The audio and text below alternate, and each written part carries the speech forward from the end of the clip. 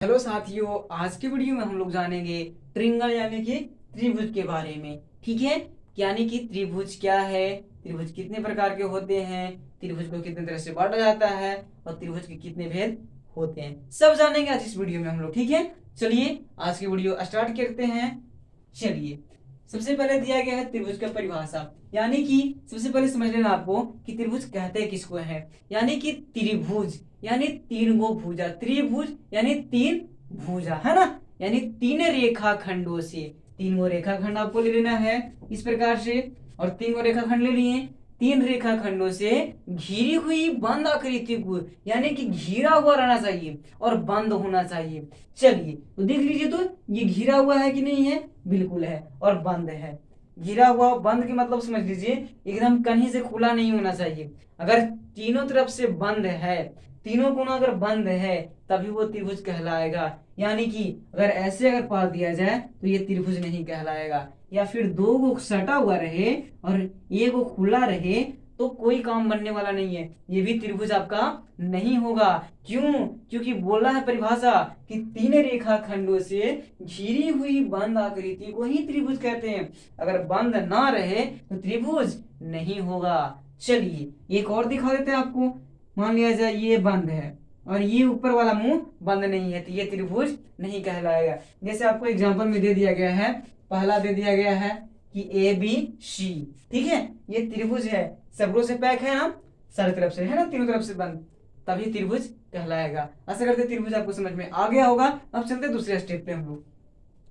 त्रिभुज के तीन कोण एवं तीन भुजाएं होते हैं। देखिए तो, एक कोण, दो कोण, तीन कोण, तीन कोण हुआ ना। चलिए, और बोल रहा है कि तीन को भुजा होते हैं। तीन कितने होते हैं? भुजा। तो एक भुजा, दो भुजा और एक तीन भुजा। ठीक है, समझ में आ गया। भुजा, भुजा को दूसरी भाषा में कह सकते हैं हम लोग बाहु। क्या बोलते हैं? बाहु। बाहु का मतलब क्या होता है? तो भुजा ही होता है। क्या होता है?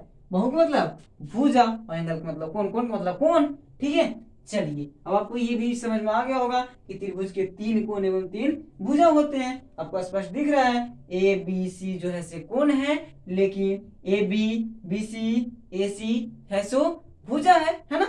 चलिए आगे देख लेते हैं।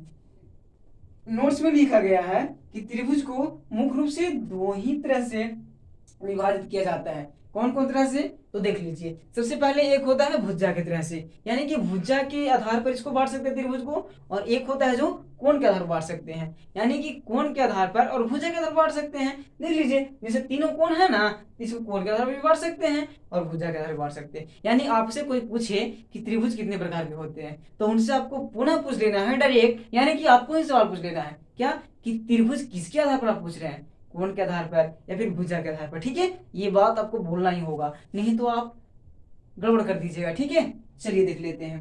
त्रिभुज को मुख्य रूप से दो ही तरह से विभाजित किया जा सकता है, जैसे भुजा के आधार पर और दूसरा कोण के आधार पर। जब हम बताएं आप लोगों को कि भुजा यानी कि ए बी और बी सी यानी ए सी, ये भुजा के आधार पर है, और कोण angle B, angle A, angle C, ये कोण हो गया। चलिए, तो दिया गया है भुजा के आधार पर कौन कौन त्रिभुज होता है, तो एक होता है समबाहु त्रिभुज, यानी समबाहु त्रिभुज जिसके अंत में बाहु लग जाए। चलिए उसको आगे बताएंगे हम। समबाहु त्रिभुज एक होता है भुजा के आधार पर। ठीक है, उसके बाद में समद्विबाहु त्रिभुज, समद्विबाहु त्रिभुज, उसके बाद में विषम बाहु त्रिभुज, यानी भुजा के आधार पर तीन को होता है और कोण के आधार पर भी तीन ही को होता है। ठीक, चलिए कौन सा कोण पर, कोण के आधार पर कौन कौन होता है, तो समकोण त्रिभुज, न्यून कोण त्रिभुज, अधिक कोण त्रिभुज। चलिए अब इसको कौन किसके आधार पर है, इसको समझने का एक गजब से ट्रिक बता रहे हैं आपको। जिसके अंत में कोण लगा रहे वो कोण के आधार पर होगा। जैसे समकोण त्रिभुज, तब कोण लगाना, इसलिए कोण के आधार पर वो होगा। बोल दिया जाए आप लोगों कि समबाहु त्रिभुज, तो समबाहु त्रिभुज का मतलब वाहु, वाहु, वाहु लास्ट में आ रहा है ना, तो वाहु का मतलब हम जस्ट लिखाए हैं कि भुजा होता है, तो वो भुजा के आधार पर होगा। ठीक है, और समकोण त्रिभुज, तो कोण आ गया तो कोण के आधार पर। इसी प्रकार से आप पहचान सकते हैं। आशा करते हैं अब आपको ये त्रिभुज में कोई दिक्कत नहीं होगा।